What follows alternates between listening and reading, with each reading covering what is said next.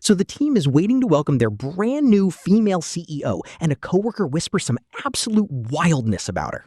He heard she is gorgeous, wondering if she is super soft in person. The doors slide open.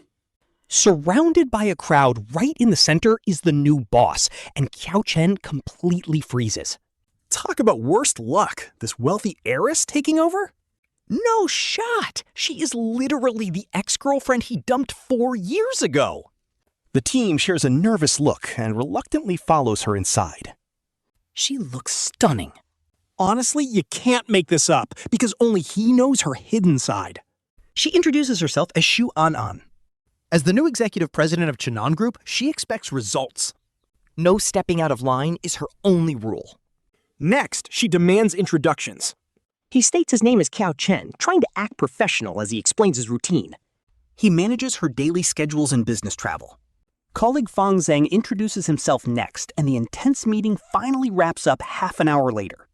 Leaving the office, Qiao Chen is completely dazed. His friend Ye Junhao has to shout his name to break his trance. What's wrong with you? He brushes it off, but the guys just keep hyping up how gorgeous the new boss is. Total model material. When they wonder if she is clingy in private, Qiao Chen mumbles that she is actually insanely possessive. Junhao looks confused, having missed his quiet comment. He plays it cool. Meanwhile, Xianan's phone starts ringing. A friend asks if she is finally back home, and she just dryly confirms it. But the friend is shocked by her career choice. She asks if she knows Qiao Chen is there, but Xianan tells her to shut up. She acts like she doesn't know him. The friend laughs. She points out the violet and sheep tattoos on her back as proof. Anan hangs up. Deep down, she knows those tattoos exist because Qiao Chen loves violets. And because his zodiac sign is Aries. At his desk, Qiao Chen sighs, wondering if she has moved on after 4 long years. She might even be married by now. His colleague Junhao snaps him out of it, asking if everything is okay. He blames it on staying up late. Junhao explains that HR can't find a permanent assistant for the new boss. It comes with a nice pay bump. He passes. He suggests giving it to Fang Zheng, who needs money to buy a house. Junhao argues he is the best fit. After all, he basically ran the entire office under the last president. Plus, she is too scary for them. Overhearing them, the gorgeous new boss pauses on the stairs and wonders if she really scares her ex. While President Shu looks a bit cold, she is not actually mean, right? Besides, she is drop-dead gorgeous, so they wonder how her boyfriend even handles staring at her. Like, with a perfect 360-degree face, how does anyone keep their composure? Qiao Chen instantly chokes on his drink, and they tease him, saying her boyfriend is probably her husband. After all, she had a fiancé 4 years ago, so there is no way they are not married. Plus, they have seen her smile. Suddenly, their coworker Fang Zheng rushes over and tells Qiao Chen to look. He shows him a message from the Human Resources Director stating that President Shu went to the same university. She was a finance major and was easily the ultimate campus beauty back in the day. They ask Qiao Chen if he knew her, but he claims his average self could never meet a goddess. Which is hilarious because they literally used to date, and yet he is acting like they are total strangers.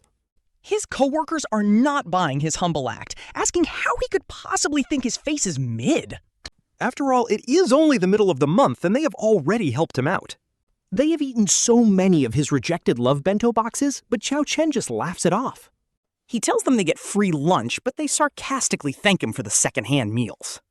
Suddenly, their joking stops as everyone freezes, staring at the woman standing right by the stairs.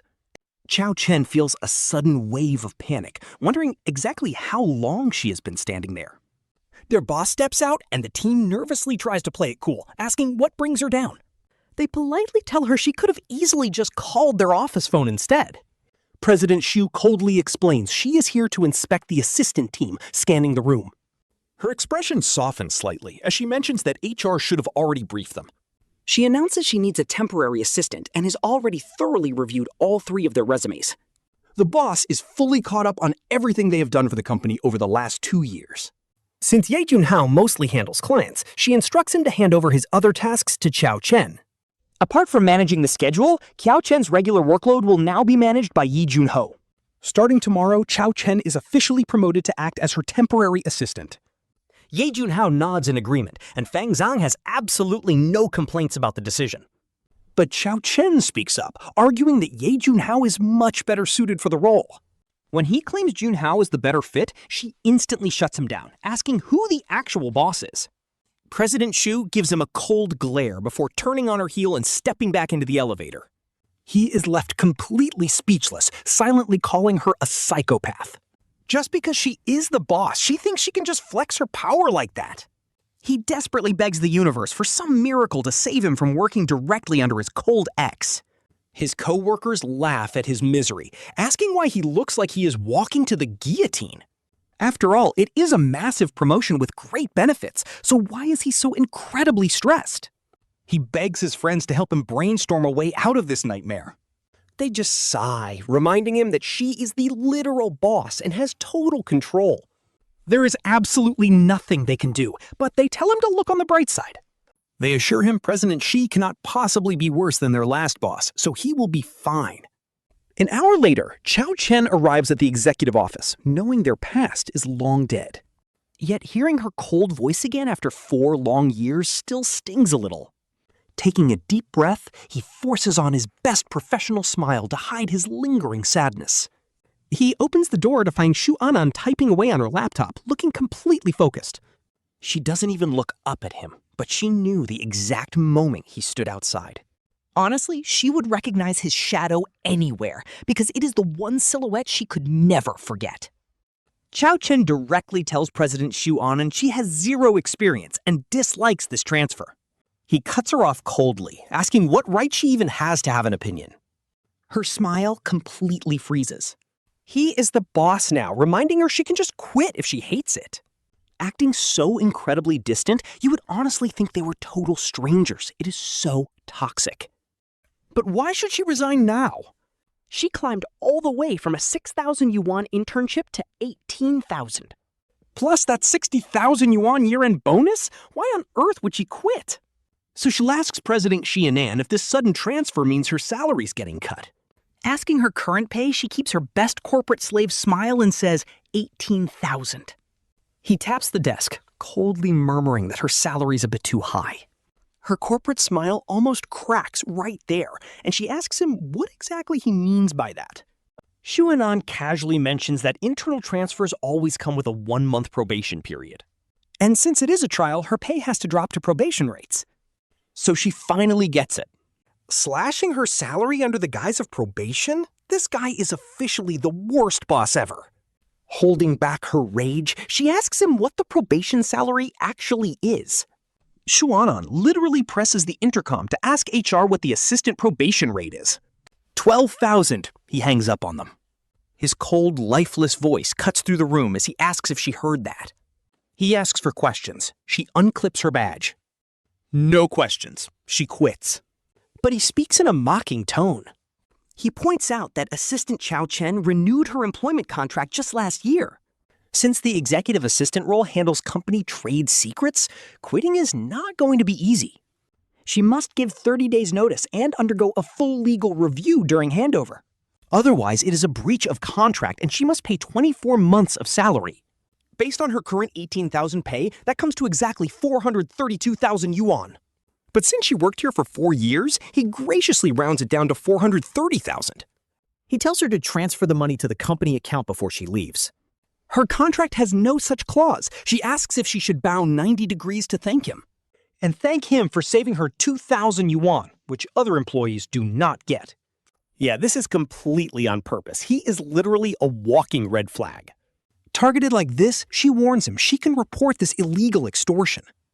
Shu Anan just stands up indifferently and tells her to go ahead, so she storms out. He warns her that this industry is small, so she better prepare to change careers. That is the absolute last straw. Honestly, she needs to ruin him. He mocks her, saying if she begs him, he might consider signing her resignation. No way. She slams the glass door open, storms into the assistant office next door, and locks it. Her emotions completely boil over because 4 years ago, she already let him go. What more do they want? After crying it out, she opens her laptop and starts typing up her formal resignation. She fires it off to HR right away. Shu Anan blocks it immediately, and the HR director calls her up to warn her. Wait, are you actually resigning? Is the new salary not enough? Chen, you have been here 4 years, and your skills are top tier. I get it, a $26,000 base salary's a little low. But with quarterly and year-end bonuses, it's huge, and she is completely lost. Chen has no clue what Director Chen means, but he asks if she read the email. Turns out Mr. Su gave the assistant team an $8,000 raise.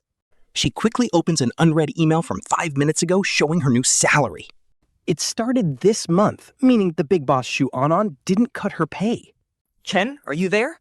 Yes, Director Chen confirms this was all Mr. Shu's idea. Apparently 2 hours ago, when Mr. Shu promoted her to executive assistant, he personally ordered the raise, and the finance director processed it immediately. After hanging up, Chen feels like she is literally dreaming. 2 hours ago. That was right before he came down to her office. So why did he make things so hard for her earlier? Boss assistants have crazy hours. They basically have to stay until the CEO decides to leave. Suddenly, her phone buzzes. The work group chat is going wild, praising Mr. Su. Everyone is celebrating that they finally do not have to work overtime. Compared to their old boss, Mr. Shu is a literal god. They ask where Chen is. Is the new executive assistant too busy to reply? Chen checks her chat list. There is a new work group with just the 3 assistants and the boss, Shu Anan. He just texted saying that unless there is an emergency, they can go home. No overtime needed. Her coworkers Yi Junho and Feng Zhang replied instantly. Chen is the only one who didn't. She wasn't busy, just ignoring her phone. Honestly, she does not want to reply after literally telling him she wants to quit. Besides, there is no way he hasn't seen her resignation email to HR yet. Whatever, she is just going to keep her head down and do her job. He is the boss, she is the worker. Time to pack up. Walking down the stairs, she passes the office just as Shu Anan stands up. He grabs his keys and phone. When the elevator doors slide open, The 3 assistants see Shu Anan inside and freeze, totally unsure if they should enter. The boss asks why they aren't getting in, and Yi Junhao snaps out of it. He literally drags the other 2 inside the elevator with him. Fang Zhang notices Chen looking super down and asks what is wrong. Standing right next to them, Chen's eyes are filled with pure anxiety. She just shakes her head, telling them she is just tired and they shouldn't worry. Once they exit, Ye Junhao and Fang Zhang start teasing Assistant Qiao. Bro, you make like $300,000 a year now. Why are you so cheap? Yi Junhao jingles his keys, telling her to sell that beat-up ride. There are huge government rebates right now, plus a 20% company subsidy. seriously, upgrade already. Chen just smiles and pulls out her own keys. Why change a perfectly good car? She needs the money for other things. They suggest grabbing dinner together, but she declines because of her new apartment. She is still getting used to the place and needs to head back early. She secretly does not want to mention her dog, so she promises a housewarming later. She invites them for hot pot once settled, totally oblivious that Shu Anan is standing right behind them. Alright, so the moment they get into the car, the driver pulls the sleek white Rolls-Royce Phantom right up to him. She pulls out her phone and makes a quick call, demanding to find out exactly where Qiao Chen's new rental is. On the other end, He Yanchen chuckles and asks if she isn't supposed to not care anymore. She stays dead silent, making him sigh and immediately agree to do it. He tells her to wait 10 minutes, and she hangs up with a satisfied smile. It's peak rush hour, and a tiny electric car is smoothly weaving through the heavy traffic. Watching this, her driver can't help but talk some major trash. He asks who even likes these cheap electric rides anyway, even if they look okay. One fire, and they're literally just a metal frame, which makes her ask if they're really that unsafe. The driver laughs it off, saying a cheap car worth a few grand can't protect you much. You don't even get airbags unless it's a high-end model. But then she calmly says, crash into it. The shocked driver asks what she said, and she simply repeats, crash into it. He closes his eyes and slams his foot straight down on the gas. The impact barely shakes the luxury ride, and she doesn't seem bothered by the collision at all. She doesn't even flinch, though they can see the car in front of them getting rocked hard. It shakes violently, and she immediately complains to her driver for not hitting it gentler. She asks what if he hurt someone, leaving the driver begging for mercy. He swears he wasn't going fast and barely tapped the pedal. When a luxury phantom rear-ends a tiny electric car, all the bypassers are completely stunned. They actually start envying the guy in the cheap electric car, while our poor victim is just sitting there completely dazed and confused. He's a total beginner driver and still pretty terrible behind the wheel. Usually, he is the one rear-ending other people, so suddenly getting hit like this is a total shock. Especially when he looks up at the rearview mirror and sees what hit him. It's a literal Rolls Royce, and bro, I would actually pass out right there thinking about the bill. He's convinced his peaceful life is officially over, thinking the universe is out to destroy him.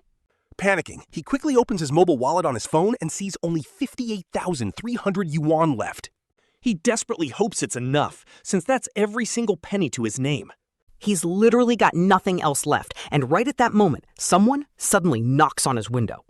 His heart starts hammering so loud in his chest that he can actually hear it. Taking a deep breath to calm down, he slowly rolls down the window. Standing right outside is an average-looking middle-aged man flashing him an incredibly anxious but polite smile as he speaks. He apologizes profusely, saying he's so sorry and that he just couldn't brake in time. He asks if they can step out to check the damage, taking full responsibility. Since the other driver is being so incredibly nice about it, he realizes it'd be rude not to get out. Unbuckling his seatbelt, he steps out and follows the driver to the back. But seeing the smashed front of the multi-million-dollar Rolls-Royce makes his vision go completely dark with pure anxiety. In his mind, he can already picture his future life falling apart in absolute ruin. He double-checks if they are really taking full blame without him paying a cent. The driver confirms it, while the rich heiress sitting inside the car is secretly getting super impatient. She actually wants to buy him a whole new car. Talk about being a walking cheat code of wealth. Quietly begging them not to make things hard, our guy gently touches his scratched bumper, trying not to cry. Even though his heart is bleeding, he politely tells them not to worry about it. He points out that their expensive car looks way worse, so he'll just handle his own repairs. Just then, Zhu Anan steps out of the car, and the driver immediately stands at attention. He respectfully reports to her that this kind gentleman is actually refusing any sort of compensation. Zhu Anan glares at her driver, making him shut up instantly. Then she turns to our boy and apologizes, saying her driver was speeding. She promises to pay for the damage, leaving her driver completely wide-eyed. He is thinking, didn't you literally order me to ram him, miss? Why is this suddenly on me? Talk about zero justice. Hearing that familiar voice, our boy freezes. He looks up in shock and asks if that is really President Shu, but she just gives a cold hum. Then she casually asks if he wants to buy a new car and get reimbursed or have the company pay. She tells him to choose, but he says no way. His car is perfectly fine. He insists he is good, but Zhu Anan just goes silent for a few seconds. She tells him to come to her office tomorrow morning, saying she will have Qiao Chen buy a new car. Our guy thinks she is probably going to buy the exact same model anyway, so he tells her there is no need. It is just a tiny bit of chip paint, and this car is actually super practical. Zhu Anan just scoffs and repeats the word practical with pure disbelief. Our main character is completely baffled by her attitude. Like, what did he even say wrong? Before he can even finish his sentence, her next move completely stuns him. He screams at her to stop, but Zhu Anan straight up hops into her car and starts backing up. Realizing her insane plan, he immediately throws himself in front of his car, yelling out her name. He yells, "What are you, crazy? Stop this right now!" The driver is sweating bullets, thinking this guy is so bold for actually screaming President Shu's name. The window rolls down and Zhu Anan pokes her head out with cold, final boss energy. She tells old Shu to drag him out of the way, and old Shu doesn't dare disobey. He apologizes to our guy, and the next second, boom! Our boy is standing there, completely jaw-dropped, watching his electric car get flipped onto its side. He breaks free from old Shu's grip and confronts her, asking if she's completely lost her mind. He demands to know why she went out of her way to ram his car, but she doesn't even spare it a glance. Looking at her wrecked Rolls-Royce Phantom, poor old Sue's heart is practically bleeding. Talk about having too much money. Do rich people really just do whatever they want? That's a literal limited edition Rolls-Royce, and she just trashed it on a whim. This is actually crazy. Zhu Anan gets out, walks right up to our guy, and tells him to come to her office tomorrow. She tells him to pick up his new car keys, but he completely ignores her. He just pulls out his phone to call the insurance company. Seeing that he's refusing to leave, Shu Anan leans right against the smashed hood of her car, looking ready to stand her ground until the very end. At this point, old Shu cautiously walks up to her and whispers, "President Shu." he asks if they should call their insurance, but she snaps back, "What insurance?" She scoffs that she can easily afford to pay for a cheap little ride, while old Shu just stares at the wrecked hood she is sitting on. He nervously asks what about her own car while Shu Anan just watches our guy make his phone call. She casually says to fix it, and if it's beyond saving, just scrap it. Old Shu finally lets out a sigh of relief. He's thinking, thank goodness, at least she isn't throwing it straight into the junkyard. Since it's right in the middle of rush hour, it takes the insurance agent an hour and a half to arrive. Staring at the flipped cheap EV and the heavily damaged Phantom, the agent tremblingly asks, "Mr. Qiao, are you absolutely sure she rammed you and you didn't just flip over by yourself?" Our boy tells him to open his eyes and look at the scene, saying to stop wasting time and just estimate the damage. He tells him to just make her pay up. Honestly, our boy is completely fuming at this point because Shu Anan is a literal plague. Nothing good ever happens whenever she's around. After finally sorting out the accident, he suddenly remembers his ride, asking the insurance guys to please take care of his wrecked car. Qiao Chen wraps up his chat with the staff, telling Director Shi to hit him up if any issues pop up later.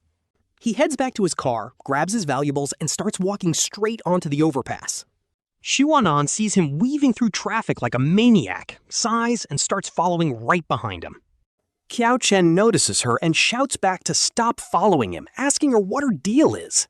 He sarcastically asks if she owns shares in this road too, then completely ignores her.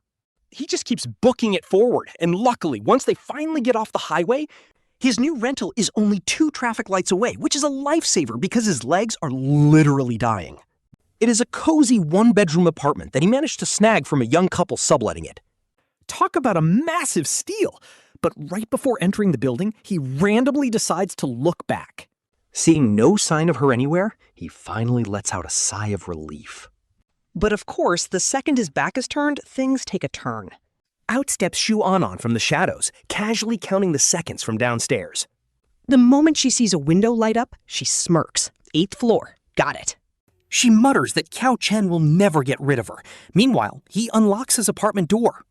A sad little whimper greets him, and he instantly scoops up his dog, Lightning. He tells the pup that Daddy is home and blames his ex. Wait, scratch that. He rants that it is all that bad woman's fault he got home so late. Now, Lightning is a cute corgi they actually adopted back when he and Shu Anan were dating. When they broke up, Qiao Chen basically dog-napped him while she was not looking. After a quick shower, he decides to take Lightning down for a walk and grab some dinner. Cooped up all day, the pup completely loses his mind and bolts the second they hit the grass. He is begging the dog to slow down, like, where is this tiny thing getting all this strength? At this point, the dog is walking him, but as they reach the complex gates, Shu Anan is just getting into her car when she spots a familiar figure in the rearview mirror. She tells the driver to halt, staring directly at Qiao Chen struggling to hold back the hyper dog. Seeing this ridiculous scene, Shu Anan is absolutely speechless and lets out a dry laugh.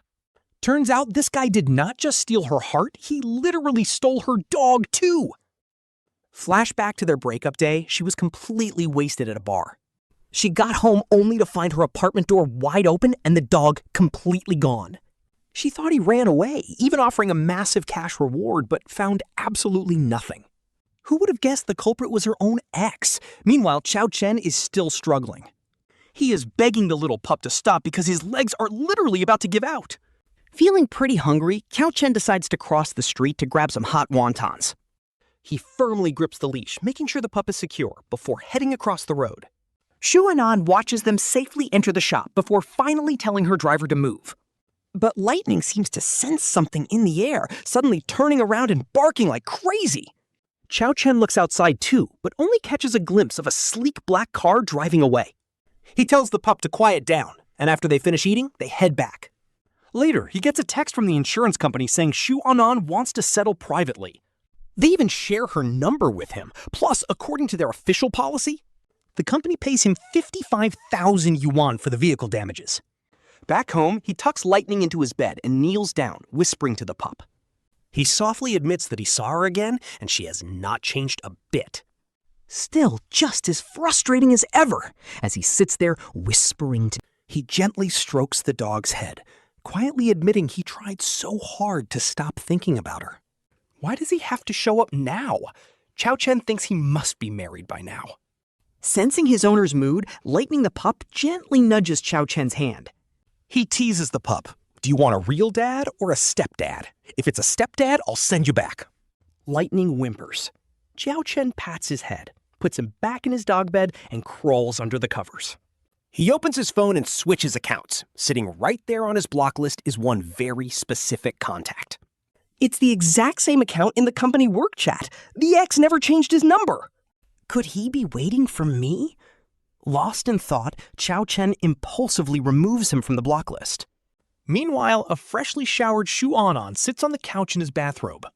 He's holding his phone in one hand and a glass of red wine in the other. If you don't love him anymore, why are you looking up his home address? Are you planning a midnight dog heist or just seeking revenge? It was just a breakup, man. Suddenly, Chi Anan asks out loud, when did Qiao Chen's mother pass away? About 6 months after you guys broke up, his friend replies, and Anne opens up WeChat. His finger automatically reaches for the chat pinned right at the very top. The last message was sent 4 years ago, on the exact day their dog went missing. Chen, you abandoned me. Why did Lightning have to leave me too? He scrolls up through hundreds of texts, but not a single one ever went through. He taps the screen a few times, and to his absolute shock, the message actually goes through. Shu Anan frantically sets down his wine glass and tries to recall it, but the option is already gone. So his only move now is to find Qiao Chen in the workgroup and send a friend request. Minutes pass with zero response. Anan grins bitterly. Oh, fine, Chen, you're really something. Talk about playing hard to get. The next morning, before the alarm even rings, Qiao Chen gets licked awake. He groans that they're going to be late, pulling Lightning close for a quick morning cuddle. After rubbing his pup's head, he grabs his phone and notices a couple of unread texts. But just as he taps on the notifications, the phone slips right out of his hand. It lands smack on Lightning's head, making the poor pup yip in pain. Qiao Chen quickly hugs his dog, gives him a dramatic apology kiss, and grabs the phone. The guy he unblocked last night sent a text, "You stole my dog." Qiao Chen immediately grabs the pup's snout, playfully demanding answers from Lightning. "Did you secretly snitch on me? Speak up. Is your daddy not treating you right?" With his snout squeezed shut, Lightning looks incredibly innocent. He's the real victim here, okay? Qiao Chen ignores the text, tempted to throw the X right back onto his block list. But that might look way too suspicious. Better to just switch back to his main account. Once he logs back in, he spots a brand new friend request waiting for him. His immediate instinct is to hit reject, but then he hesitates. The guy is his big boss now. Ignoring him might actually destroy his career. Never mind. He'll just pretend he never saw the notification. Seriously, what kind of boss adds their employee on WeChat at midnight? After getting ready, he remembers that his ride was literally wrecked by that capitalist X. Now he has to hail a cab, wasting more than 10 minutes waiting in line during rush hour. He sprints into the lobby right on the dot, but the elevator doors are already closing. Talk about a cursed day. Standing inside with the financial director is none other than Shu Anan. Qiao Chen freezes on the spot, completely trapped. But he bites the bullet and steps in anyway, even with all this awkward tension. His perfect attendance bonus is way too precious. He politely greets them. "Hello, Mr. Shu." Director Zhang greets him, saying it is rare for Qiao Chen to arrive right on the dot. But after reading a text this morning, Qiao Chen does not even dare to look at her face. Did she find out he stole her dog Lightning, or was that text sent to the wrong person? He plays it cool and says he has no clue. He just took a cab. Director Zhang asks why he took a cab when he usually rides his scooter. Qiao Chen grumbles that someone crashed into him, complaining about their garbage driving skills. He lets out a hollow chuckle, says nothing else, and internally screams. Because that terrible driver is literally standing right next to Director Zhang. Her driving is indeed absolute garbage. Just then, the elevator stops at the 16th floor. The finance director waves and leaves, leaving Qiao Chen alone with his toxic ex, Shu Anan. Awkward silence. He just stares intensely at the elevator numbers. The second the door opens on the 30th floor, our boy bolts out like a track star. He races toward the fire escape, leaving the secretaries completely dazed. They do not even get to say hello before he zooms past them like a gust of wind. One colleague asks if that was Qiao Chen, but before anyone can reply, they spot the boss. He drops his coffee and stands up to greet Xu Anan, while Fang Zheng is still processing. By the time Fang Zheng is ready to say hello, Xu Anan has already entered the transfer elevator. Naturally, Fang Zheng is incredibly confused. Why did Qiao Chen run so fast? Was it really just because they shared an elevator? And why is Qiao Chen late anyway? He is usually the earliest. Meanwhile, Qiao Chen slides into his office just in the nick of time. From her spot, Xu Anan can still see his office door swinging back and forth. A small smirk plays on her lips. Coward, she thinks. Like, how did Qiao Chen get so soft, fleeing just from sharing an elevator with her? Is she really that terrifying? Inside his office, he grabs his laptop to get to work. Qiao Chen walks over to her office door, completely hesitating on whether to knock. Suddenly, the door flies open, and he almost smacks Xu Anan right in the face. She gives him a playful look, asking if Assistant Qiao has some personal grudge against her. He ignores her teasing completely and just holds out his hand. Xu Anan chuckles at his hand. What, does he want money or her car? She promises to hand over the keys later, and he just rolls his eyes and huffs. Watching him walk away, she thinks Qiao Chen is a pretty terrible ex. A good ex should stay out of sight, yet he keeps popping up in her life. What is his deal, testing her? Anyway, the meeting is starting. Qiao Chen hosts the meeting as her assistant, and honestly, even he has to admit something. When Xu Anan is locked in and focused, her boss energy is actually insane.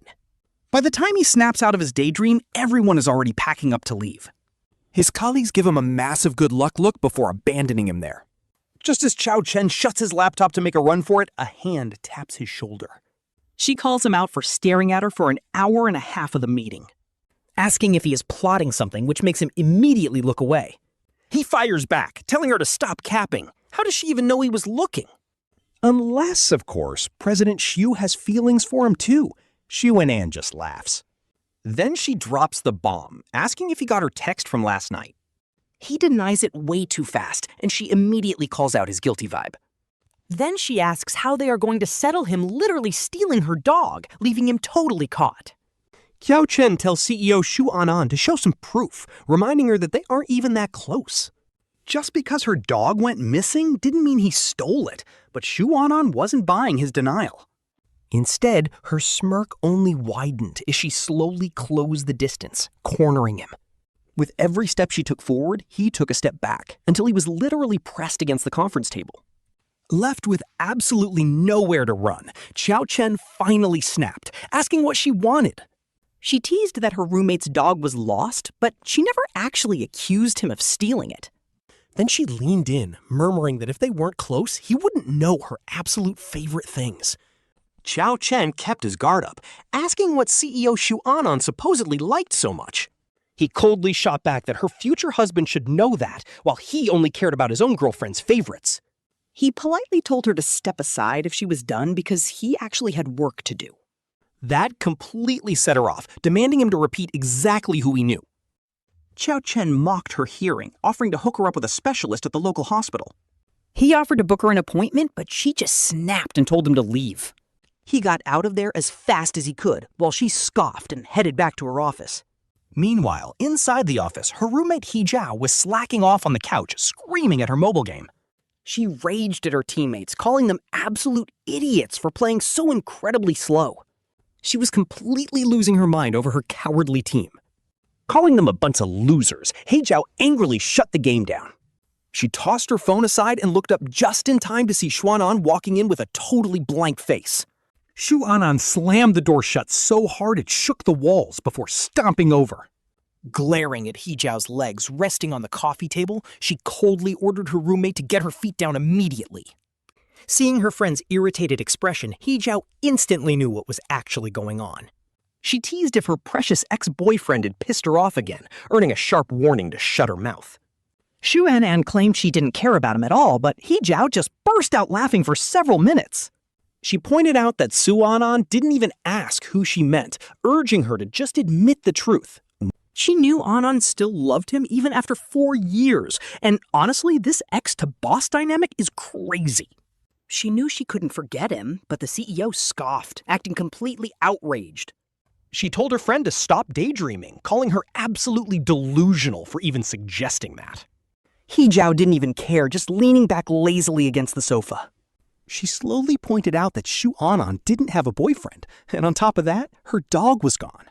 She teased how incredibly pitiful her life was, being totally single and petless. Hearing that, the great CEO froze, her hand pausing right over her paperwork. She quickly whipped out her phone, tapped the screen, and announced she found the thief. He Jiao was shocked, amazed she tracked down the culprit after Lightning was missing for 4 whole years. When asked if she found the dog or the culprit, Shu Anan coldly declared she found both, which is absolutely wild. She immediately picked up her office phone to make a call, right as Qiao Chen was working next door. He was quiet and focused, busy sorting out her complex schedule, when his desk intercom suddenly started ringing out of nowhere. She ordered him to bring over 2 cups of coffee, leaving him completely baffled. He muttered to himself, wondering why she was asking him instead of Feng Zheng, who actually makes the coffee. He wondered why she singled him out, and his hesitation caught Shu Anan off guard. She snapped back, asking if she should make it herself, and told him to stop whining. He quickly agreed and hung up, but her harsh tone left He Yao completely stunned. Hearing that bossy tone, He Jiao almost choked on her lollipop, giving her friend a massive thumbs up for having that crazy attitude. She was amazed her friend dared to talk to her ex like that, but Shu Anan didn't even care. She argued that as his boss, she could talk however she wanted, before asking why He Jiao was being so lazy. He Jiao is completely stunned when the CEO asks why she is still there. She asks if she does not even deserve a cup after waiting so long. Talk about hospitality, but Zhu Anan says she is drinking both. Our petty CEO claims she just loves coffee. The rival hopes to see this arrogant boss get humbled soon. No shot, though. Just then, Qiao Chen walks in holding both cups of coffee. Awkward silence. Seeing He Jiao there definitely makes things a bit tense. But He Jiao immediately smiles and greets him like an old friend. She has this playful look and asks if he is free. After accepting her invite, Qiao Chen politely smiles. He says they can hang out after work, triggering the boss. Shu Anan's face goes instantly cold. She coldly asks if she needs to remind him of working hours. Her annoyed tone makes Qiao Chen chuckle because she has not changed. The moment he talks to another woman, she gets extremely jealous. He hands over the coffee and tries to make his exit. But she coldly stops him while He Jiao quickly backs away. Once they are left alone, the real office confrontation begins. Shu Anan slowly looks up and asks about his actual duties. He says it is to support her in everything, and she nods. She does not push further and just takes a sip of coffee. But the next second, she chokes. Qiao Chen just smiles innocently and says he followed her order. Since she never specified the type, he went with instant coffee. But here's the catch. He secretly made 1 premium cup. He purposely gave the cheap instant coffee to his boss. Trolling his boss is fine, but he always respects the actual clients. Su Anan's fists are clenching. She is completely done with him. She vows never to trust his slick mouth ever again. Playtime is over, and he starts reporting her daily schedule. She listens quietly before sliding a set of car keys over. This is a replacement for his damaged car, but he declines. He says his old ride is not even worth 1 wheel. He sighs, realizing she is just as rich and bossy as her mother. But she insists that replacing his vehicle is only fair. Then she suddenly asks why they are not connected on social media. She complains about not being able to reach him after hours. Before he can make an excuse, she gives him an icy stare. She threatens to call him out publicly, so he grabs his phone. He accepts her request right away and asks if she is happy. She nods in satisfaction and finally tells him to go work. He turns to leave, but she suddenly calls his name again. Seriously? What is this dramatic boss trying to pull now? He puts on a professional